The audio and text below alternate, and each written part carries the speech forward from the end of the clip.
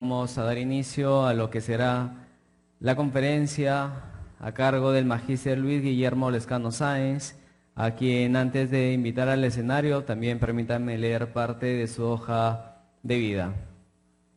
Luis Lescano Sáenz es abogado por la Universidad Nacional Mayor de San Marcos, donde ocupó el primer lugar de su promoción. Cuenta con estudios de posgrado en Derecho y Educación en Perú e Italia, incluyendo maestrías en Derecho Civil y Gestión de Instituciones Educativas, así como especializaciones en Derecho Constitucional y Administración Financiera.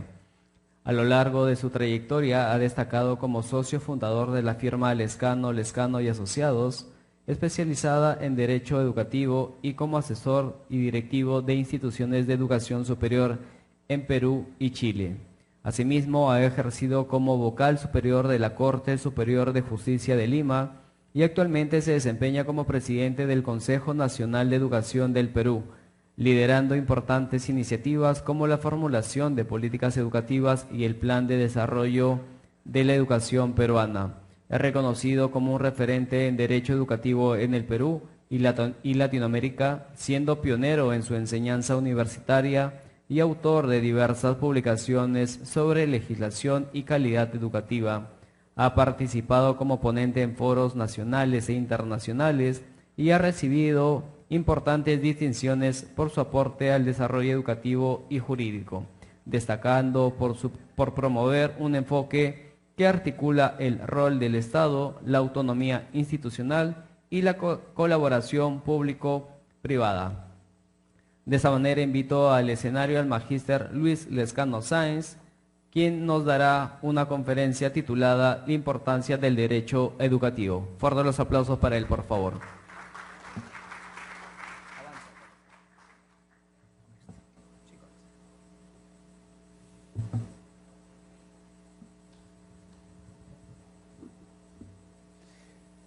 Buenas tardes a todos, buenas tardes.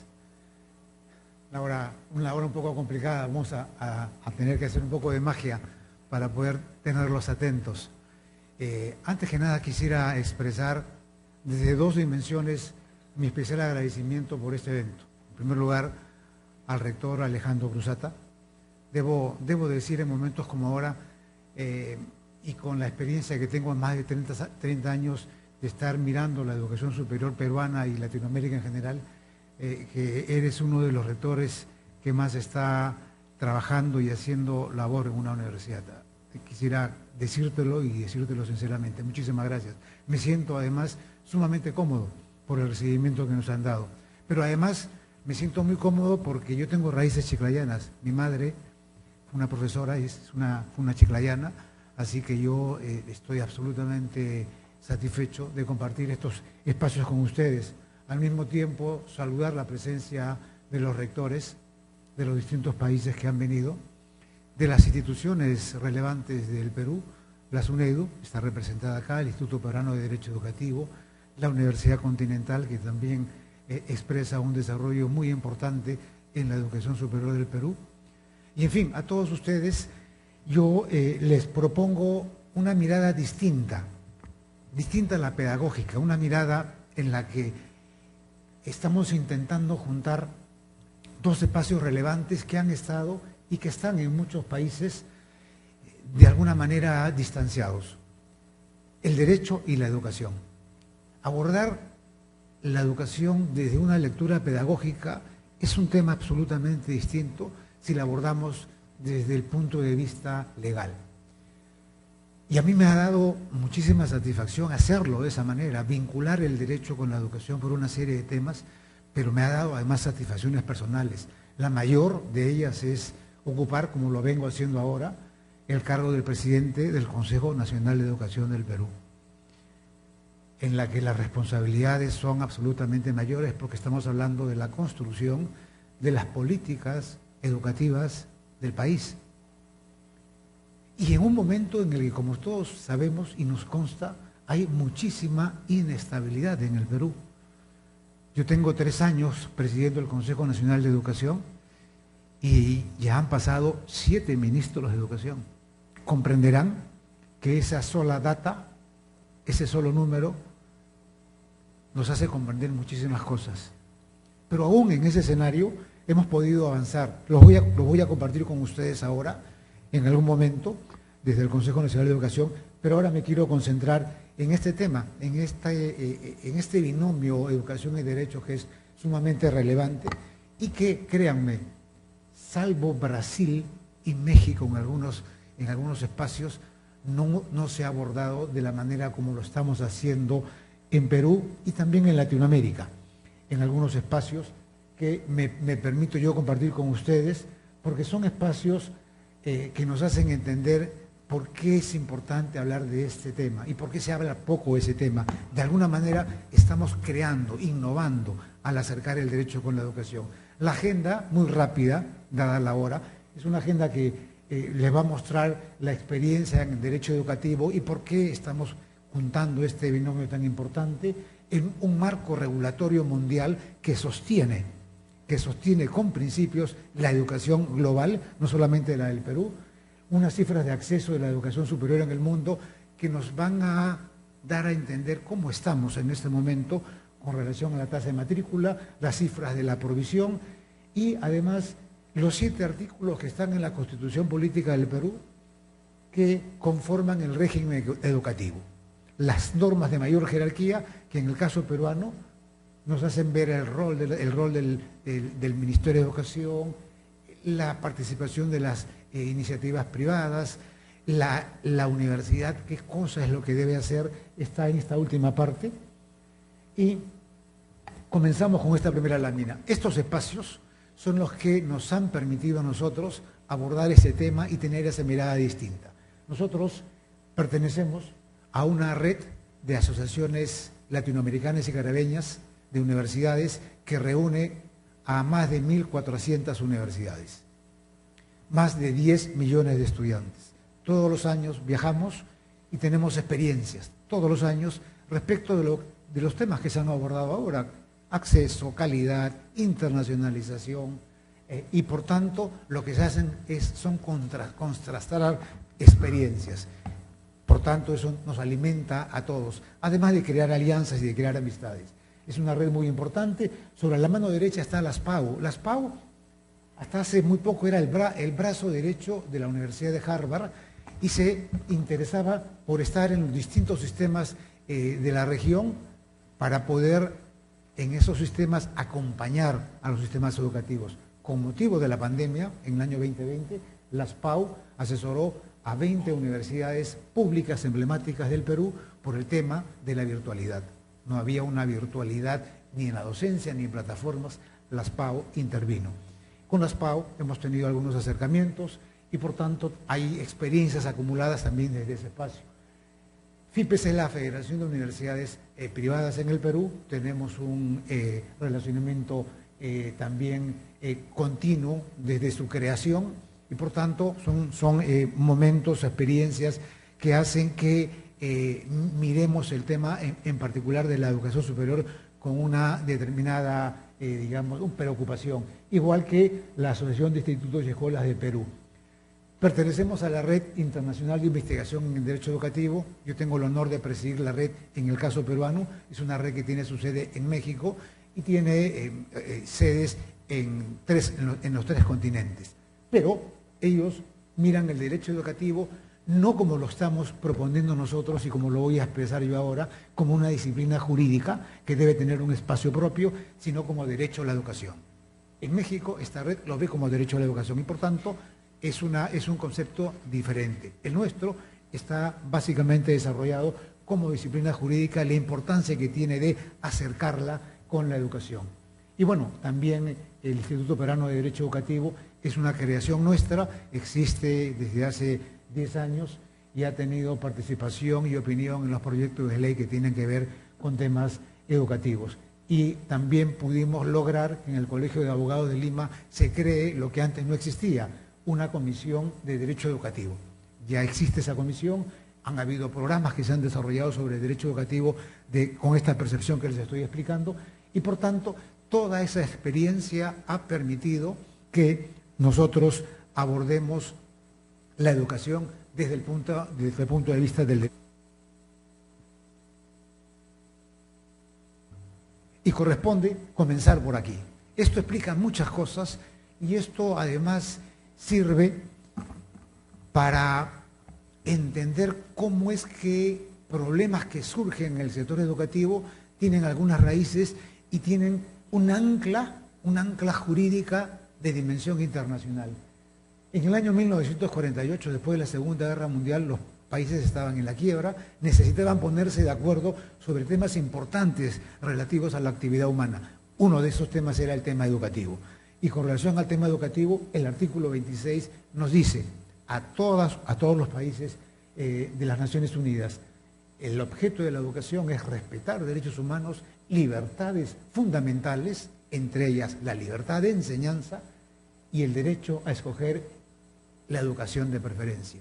Si nosotros entendemos, y esto quiero decirlo porque efectivamente hoy mismo, por ejemplo, escuchaba que se hablaba de la educación privada como un complemento de la pública, y no es así. Estos dos principios, la libertad de enseñanza y el derecho a escoger la educación de preferencia, hace que el acceso y la enseñanza de la educación sea medida por igual y participen por igual tanto el público como el privado. Cuando se habla, y muchas veces se señala que la educación es un servicio público, y si entendemos como servicio público aquel que solo le corresponde al Estado, entonces nos enfrentamos con estos principios, porque la libertad de enseñanza implica que cualquiera puede acceder, por supuesto, con las condiciones que se requieran a enseñar.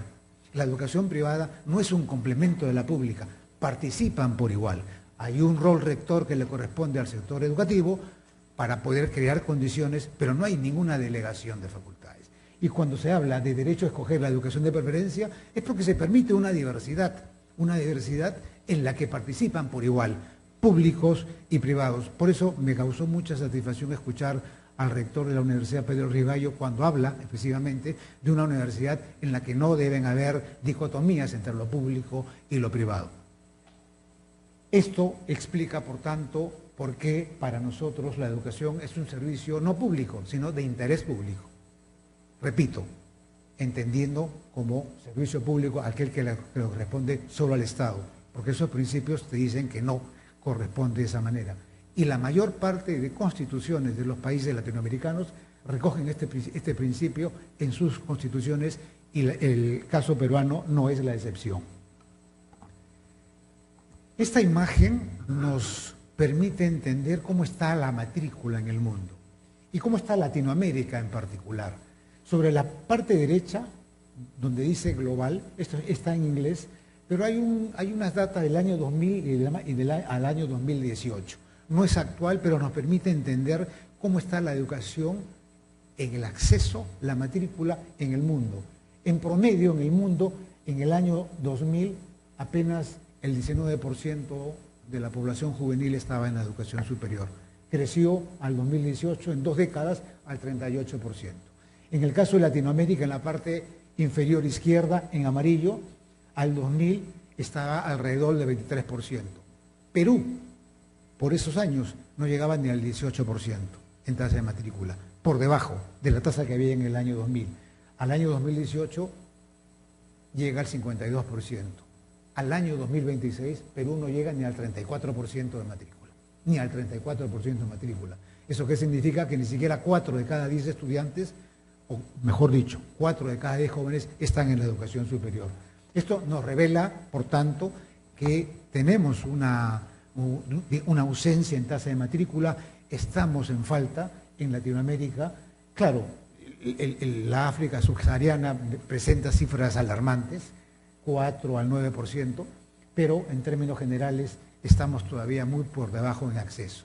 Y si estamos por debajo en acceso, menos vamos a poder hablar de calidad. No es posible hablar de calidad si ni siquiera hay acceso. Esa es una primera alarma con relación a la tasa de matrícula. Y este otro mapa nos muestra cómo las instituciones privadas están en el mundo, cómo están, digamos, con relación a la provisión de la oferta privada.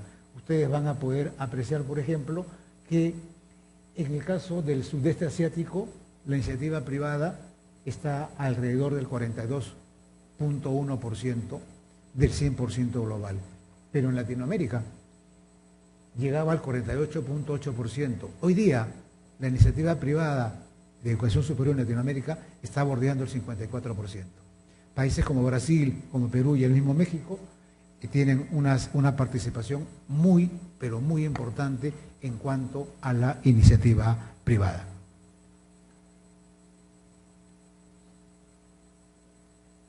Es relevante compartir con ustedes 7 artículos porque nos hacen entender cómo está concebida constitucionalmente la educación en el Perú, cómo es el régimen educativo de acuerdo a la Constitución de 1993. Esta misma Constitución que defiende el régimen económico, esta Constitución que ha permitido que nuestro Banco Central de Reserva tenga esa estabilidad con Julio Velarde a la cabeza, que ha permitido que no obstante las inestabilidades políticas como la tenemos en este momento, Perú tenga un equilibrio monetario. Julio Velarde estuvo acá recibiendo el doctor honoris causa hace algún tiempo. Es esta misma Constitución la que tiene este régimen académico y que se los comparto rápidamente, ¿no? Se habla de una libertad de enseñanza, elegir a la educación de preferencia, tal como se recoge, exactamente como se recoge en el artículo 26 de la Declaración Universal de Derechos Humanos. Hay una coherencia. Educación integral para la vida, carrera pública de los docentes, el rol del Estado. Vamos a verlos rápidamente, uno por uno, sobre la educación básica obligatoria y gratuita, la educación universitaria, fines, promotoría, autonomía y un régimen tributario de instituciones educativas que se introduce porque las modalidades sobre las cuales se pueden realizar las actividades educativas son las mismas que la legislación peruana permite. Pueden haber instituciones educativas públicas, privadas, asociativas o societarias. Libertad de enseñanza y derecho a elegir educación de preferencia son 2 principios fundamentales. Son principios respecto de los cuales se sostiene la educación en el Perú y además una educación que tiene mucha diversidad. Perú es uno de los países latinoamericanos con mucha diversidad, no solamente geográfica, también étnica, también ideológica. Y esto hace pensar que la educación no puede asignar a todas las regiones un mismo uniforme. Este termo no le queda a todos. Cada región tiene que tener su sistema de aseguramiento de calidad, tiene que tener sus regímenes educativos de acuerdo a cada una de las regiones, y es lo que se ha estado trabajando últimamente desde el Consejo Nacional de Educación. Estos principios, por tanto, son relevantes y están en el artículo 13, el primero, del régimen educativo en la Constitución del Perú. El artículo 14 nos habla de una formación integral con participación, ciencia, técnica, artes, educación física, ética y cívica, enseñanza de la Constitución y de los derechos humanos. Esto está directamente conectado con uno de los propósitos de la Política Nacional Educativa del Perú, la nacional, la que está contenida en el Proyecto Educativo Nacional al año 2036. Esta es una política sobre la cual se crean las políticas regionales. Hay una política única que nace desde el Consejo Nacional de Educación, pero con participación colectiva, y allí se habla de 4 propósitos. Uno de ellos es de formación ciudadana integral, que se basa sobre un principio muy importante, que es el de la libertad, que nunca la debemos perder. La persona, el individuo, tal como lo dice el artículo 1 de la Constitución, es el fin supremo de la sociedad. Se habla de la persona natural, no se habla de la persona jurídica, no se habla del colectivo, no se habla de la sociedad. ¿Y por qué se habla del individuo en la Constitución? Como en el régimen educativo se habla del estudiante como eje central. ¿Por qué la persona? Porque hay un orden natural en las cosas. Primero las personas tienen que desarrollarse, primero tienen que alimentarse, tener las condiciones básicas para luego aportar a la sociedad. La formación ciudadana implica eso. Mira a la persona, mira al ser humano, su desarrollo profesional, para luego aportar, enfrentar equidad, mirar inclusión. Y eso significa una libertad con responsabilidad.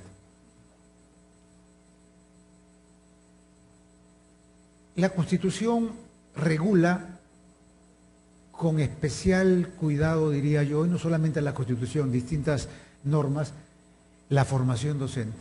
Y es que el docente, como ustedes saben, antes y después de la pandemia, con o sin virtualidad, el docente es una figura clave, con un rol distinto ahora. No estamos frente a un docente que se para como yo estoy ahora frente a ustedes, exponiendo brindando un tipo de posición que obedece a una posición mía que puede ser tomada de manera subjetiva, es cierto, pero ahora no, ahora necesitamos un docente que horizontalmente genere lo que decía el rector Cruzata, genere preguntas, solución de problemas, mucho más horizontal, y eso en el caso del Perú se mira con especial cuidado para una formación docente. Tenemos una carrera pública docente para la educación básica que promueve el ascenso, la promoción, capacitación de los docentes, pero debemos reconocer también que los docentes a nivel de la educación superior tienen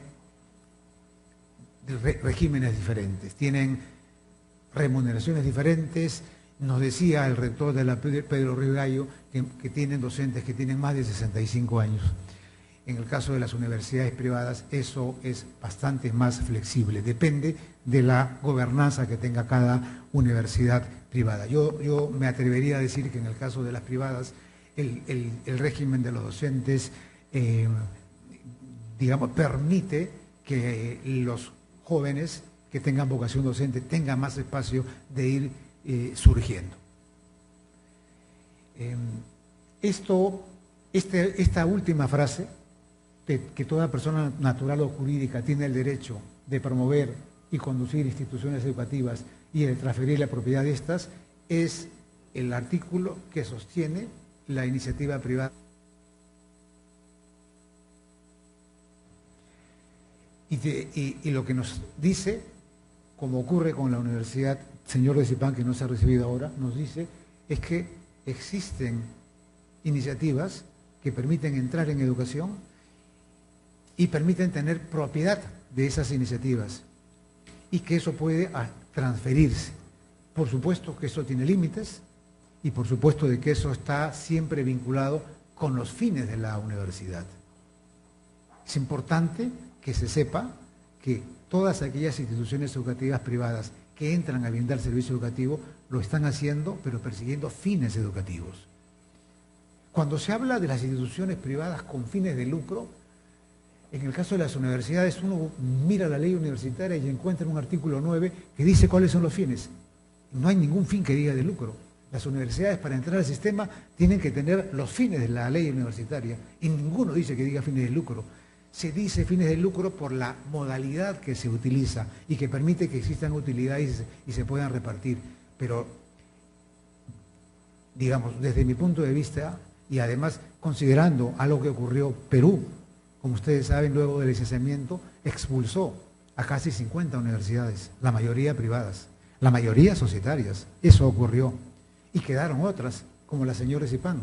Y no solamente fue la única que quedó, que mostraron compromiso con la gente que lidera, con el rector que lidera y con los directores. Son las personas finalmente las que están detrás de las instituciones, no las modalidades jurídicas, no la forma que yo utilizo para brindar la educación, son las personas. Y eso es importante señalarlo porque muchas veces se piensa que como tiene fines de lucro, entonces los resultados van a estar dirigidos a un tema de rentabilidad exclusivamente y no tema de crecimiento de la educación y de la calidad y de la estructura y de las plataformas. Eso finalmente lo deciden las personas. Y este sistema privado, además, con la experiencia que tenemos, este sistema privado, y es bueno decirlo porque no se sabe, muchos no saben esto, en el año 1994, me parece, el Banco Mundial, considerando lo que se ha señalado también en este panel, considerando esa exclusividad que tenían las universidades públicas, yo le llamo universidades elitistas, las públicas elitistas por razones de ingreso, no entra cualquiera, entran los mejores, eso es cierto, pero entran unos pocos. Yo siempre comento, yo cuando entro a San Marcos hace muchísimos años, 2 noches me la pasé durmiendo en la calle, 2 noches haciendo cola para postular a San Marcos. Y el resto, elitista por esas razones. Y las privadas asociativas que existían en ese momento, también elitistas por razones económicas. Por tanto, excluía a quienes no tenían acceso. El Banco Mundial hizo un informe, lecciones derivadas de la experiencia, y recomendó a los países de Latinoamérica que hubiesen modalidades, cualquier modalidad permitida por la legislación para hacer la actividad educativa. Y entran las universidades societarias. En el caso peruano entran cuando no había un sistema de aseguramiento de la calidad que filtrara.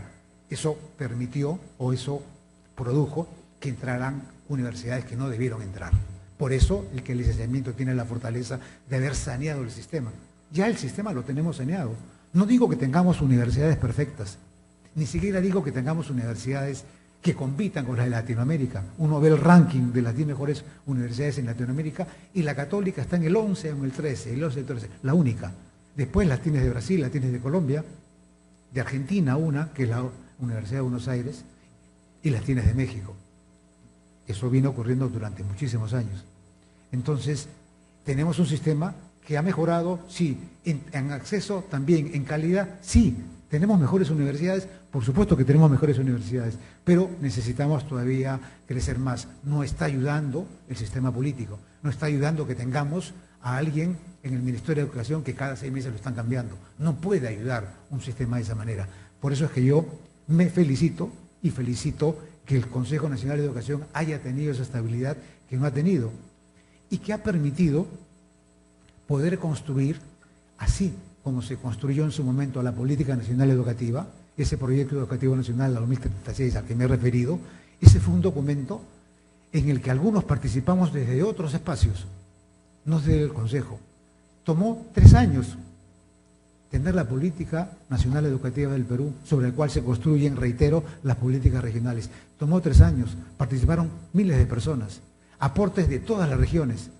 Salió esa política nacional, que algunos no conocen, pero que sirve para el diagnóstico de lo que ocurre en todo el sistema educativo. Documento muy bien trabajado desde el Consejo Nacional de Educación, de otras gestiones a la mía, pero que se conservó.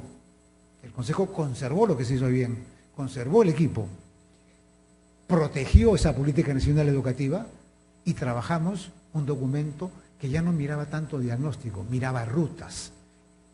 Ok, estamos cansados de saber qué brechas tenemos en educación básica. Estamos cansados de saber que cada vez que inicia el año escolar se nos caen los colegios públicos.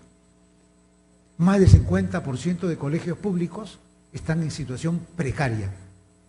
Una ministra confesaba cuando estaba en el cargo que le daba miedo levantarse y entender y saber que había habido algún temblor y se habían caído colegios públicos en su gestión. Ese tema lo tenemos hasta ese momento.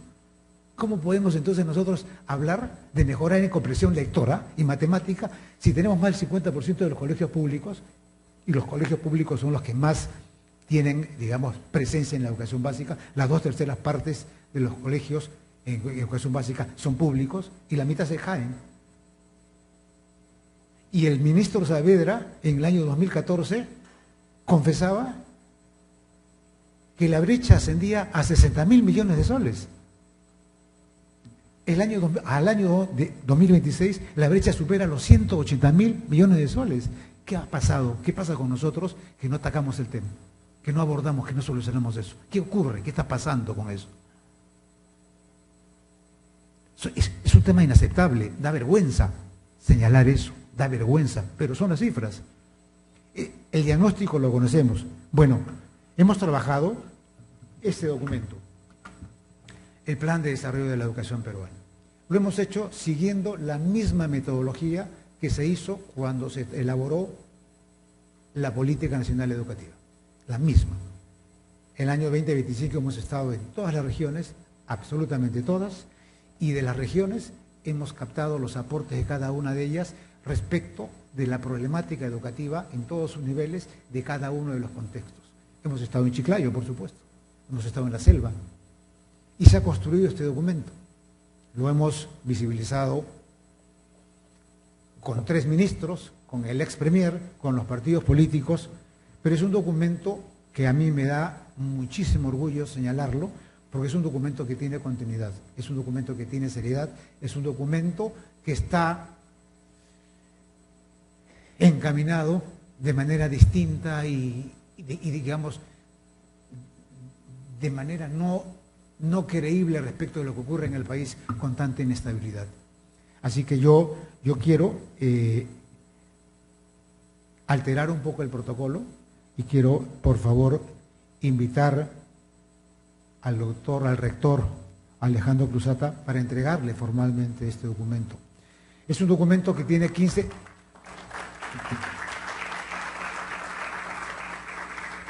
Es un documento que tiene 15 prioridades. 15 prioridades. Tenemos muchísimas. La educación peruana es un barco con muchos huecos. Hay que ir tapándolos. Acá hay 15 prioridades y me va a dar muchísima satisfacción entregársela en este momento a Alejandro Cruzata en testimonio del trabajo que se ha venido haciendo a un rector muy comprometido con la educación superior. Y si me permites, Alejandro.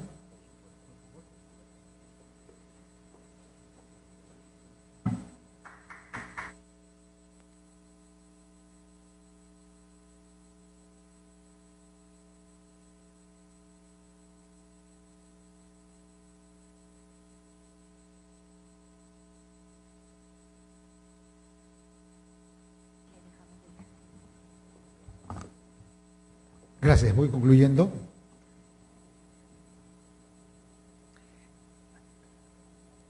He hablado de la educación pública, de la educación privada, de los conceptos, de los principios, pero es importante entender que en un sistema educativo tiene que haber alguien que ordene, tiene que haber un rol rector, y ese rol rector tiene que asignársele a alguien, y tiene que ser al Estado, tiene que ser el Ministerio de Educación.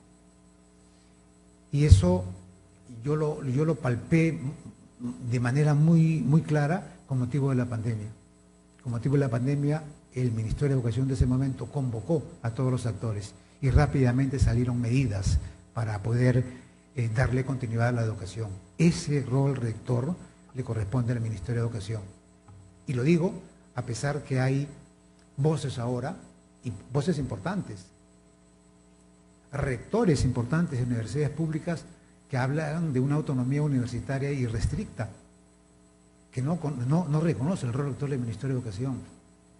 Por eso me parece importante señalarlo, porque es un rector que está en la Constitución. La autonomía universitaria en sus 4 dimensiones, administrativa, normativa, académica, presupuestal, es una autonomía universitaria que se entiende y que nace de Córdoba del año 1918, con el grito de Córdoba y con el tercio estudiantil. Yo lo que sostengo es que efectivamente espacios como ese, que significaron que se conciba una universidad en toda Latinoamérica bajo el modelo de Córdoba, son espacios que obedecen y que responden a un momento histórico. Ya ese no es el momento histórico. El momento histórico es otro. El momento histórico está vinculado con la virtualidad, está vinculado con estas microcredenciales que están surgiendo tanto y sobre el cual se hablaba, de qué va a pasar con las universidades, con tantas microcredenciales que no necesariamente salen o se enseñan desde los espacios universitarios, salen desde otros espacios también. Es una enseñanza distinta y por tanto tenemos que hacer las cosas también distintas. El Estado coordina la política educativa, es lo que estamos haciendo nosotros, es política educativa, es lo que estamos haciendo, y fija requisitos mínimos. Las condiciones básicas de calidad de SUNEDU tiene que ver con eso. Le corresponde al Estado fijar requisitos mínimos. Le corresponde a la SUNEDU, que es la entidad que regula a las universidades y las supervisa, verificar que las condiciones básicas de calidad se mantengan intactas y por supuesto crezcan. Bueno, señala también que el Estado asegura que nadie se vea impedido de recibir educación por razón de situación económica, por cuestiones económicas o limitaciones físicas, ¿no? Este último párrafo se reincorpora a la Constitución recién en el año 2020. Antes la educación no aparecía en la Constitución expresamente identificada como un derecho fundamental, como un derecho humano. Ahora aparece, y aparece junto con una inversión del 6% del presupuesto bruto interno. Nosotros ahora estamos en el 5.1% aproximadamente. El sector educativo es el sector que más gasta en el Estado, que es el que tiene mayor presupuesto, y creemos que debe ser así. Pero esos gastos también tienen que ser bien dirigidos, son gastos que tienen que ser bien ejecutados, y creo que allí también estamos fallando como sistema educativo.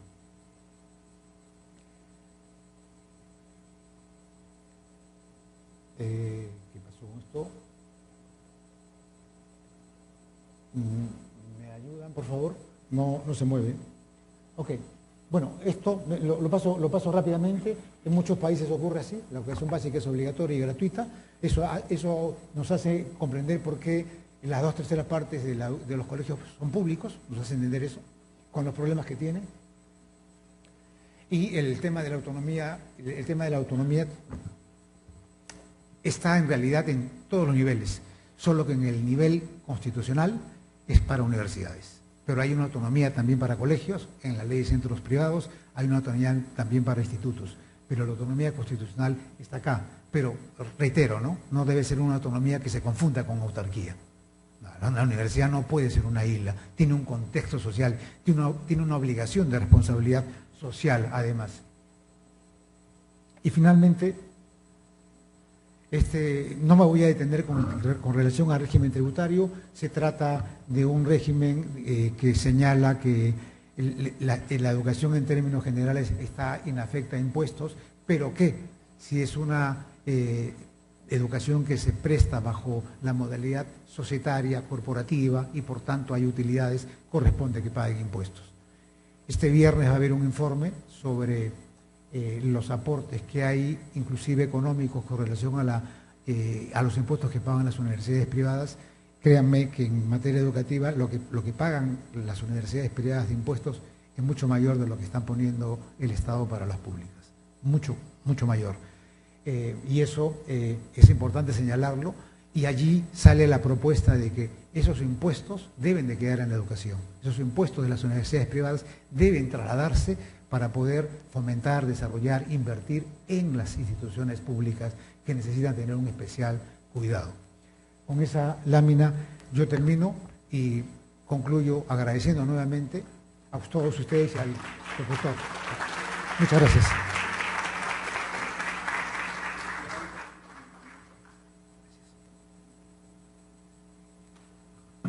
Muchísimas gracias al magíster Luis Lescano. Ahora quiero invitar al escenario para que nos acompañe para la entrega del reconocimiento a nuestro rector de la universidad, el doctor Alejandro Cruzata, quien hará entrega a nuestro ponente de esta mañana, el doctor Luis Lescano, a quien también le agradecemos por haber participado en esta tercera cumbre de educación que ha organizado nuestra Casa Superior de Estudios